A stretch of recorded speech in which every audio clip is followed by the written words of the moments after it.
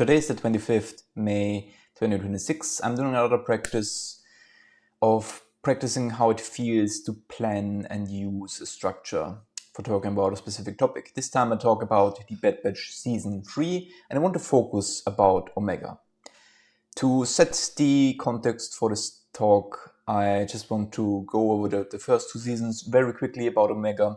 I think Omega's story in season 1 was a lot more about kind of being a child, finding her family, coming together with the Bad Batch and just exploring everything outside of Kamino for the first time. And in season 1, she's very much a child that has to be protected, that has to be cared for, that has to be trained in a lot of ways. In season 2, Omega is the Omega story is, I think, a lot more emotional.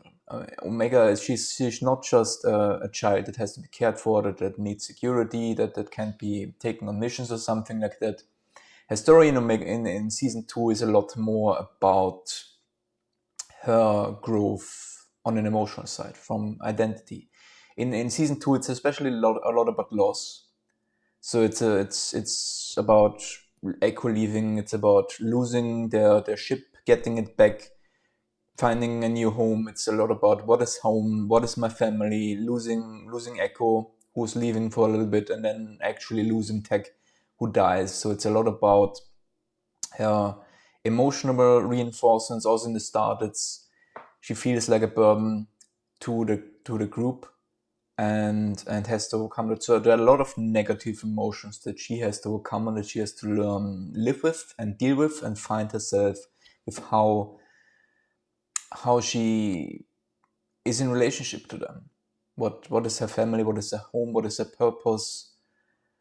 What is she bringing to her family, to her squad, to the place? And in season 3, I think we see Omega refined, final. Like, she's not.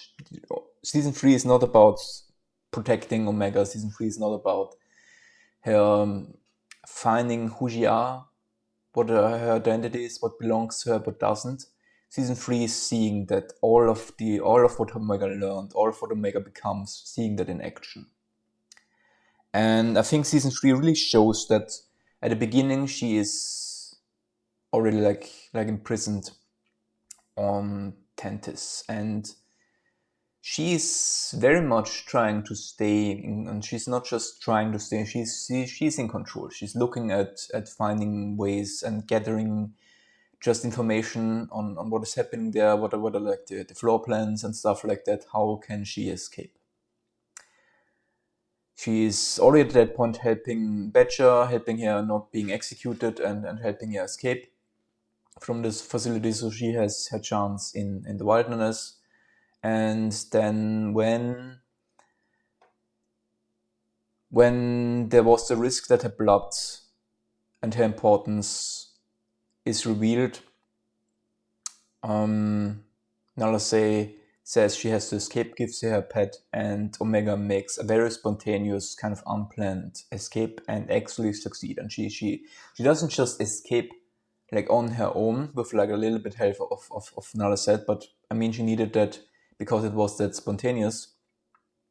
She freed Crosshair.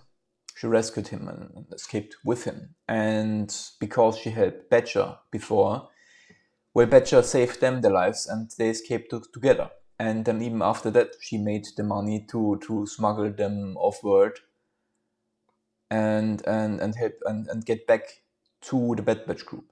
So while they were all hunting like before, still like in the mindset of they need to save and find and rescue Omega. Omega actually rescued Crosshair, saved Badger, and got back to them. Like, it was Omega who found the Bad Batch and came back to them.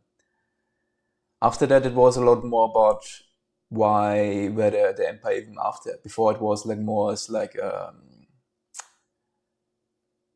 pressure for another say. After that, they didn't know exactly, but it was something in the blood. They just had to lead on M count, and there it was a little bit on a part of Well, is she a Jedi or not?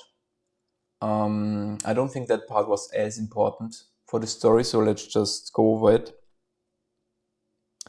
But then, well, the Empire found her again and pressured the whole island that was the home Pabu to destroy it and to kill people and to kill others just for Omega. And Omega didn't want it to be like rescued and be protected there. She stood up and she kind of sacrificed herself. She let herself be captured so she can save the others. So Omega stood up and saved all of the others and saved a lot of the town and the people there by taking the risk of being captured again.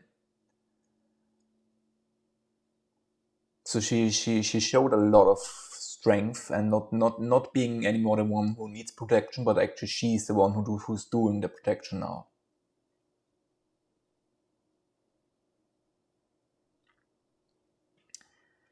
Back on Tantis, she takes the lead in the group of the imprisoned child and planning their escape.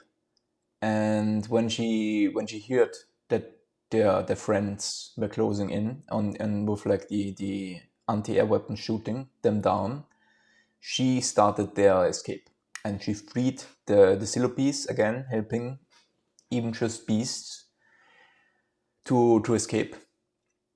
And with that, also making an entry. So she allowed, with the catastrophe of the Silopes, not just a distraction, but she also, of course, saved the Silopes.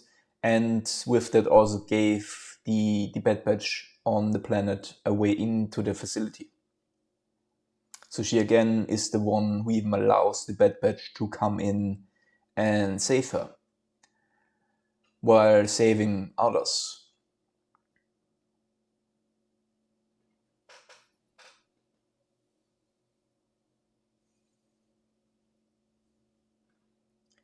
She guides the children out, and with Emery switching sides, the Omega and Emery were able to save the imprisoned children, and then she joins the Bad Batch to finish the job of rescuing all of the other clones that they were there for, and that especially Omega was there for.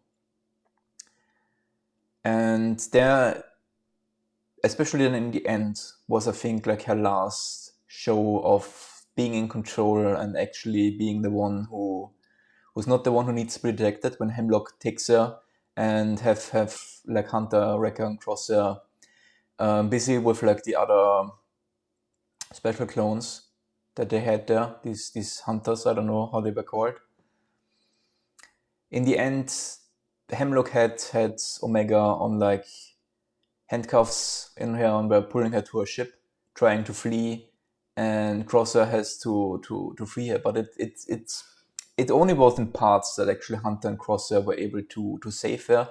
Even at that point, it was the distraction and the strategic movement and coordination from Omega's side to allow Crosshair to take the perfect shot to free Omega from his restraints and to also kill Hemlock with that, where Omega's distraction, Omega's move was the defining and the controlling shot, or like the controlling action that allowed again the Bad Batch to save her. It wasn't as much as that Omega just needed to be saved. She was in control and she was taking proactive actions to allow the others to help her. So in all of the season 3, Omega wasn't anymore just a child who needs to be cared for, a child that doesn't know that she shouldn't like run outside of fences and be attacked by wild beasts, stuff like that. Omega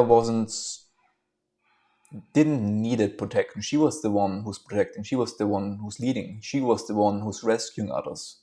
She was the one who's responsible for all of the clones, I don't know, hundreds, maybe thousands of clones that were able to be rescued from Tantis.